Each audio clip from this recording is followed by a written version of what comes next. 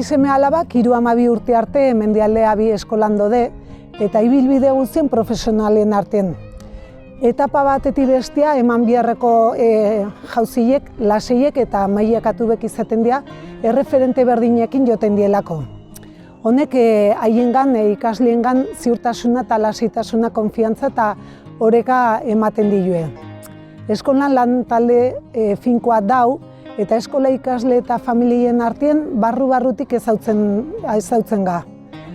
Azitze prozesu hortan ikasleek eta bakoitzan dako ezaugarriek kontuten izaten dira. Profesionalok ikasleek etengabeko formakuntzen ematen due.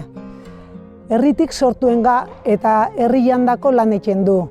Orduen, gui seme alaben hezkuntza gui esku joteko modu bet da eta erabakiek denon artean hartu bitu eta proiektuen parte aktiboa izaten ga.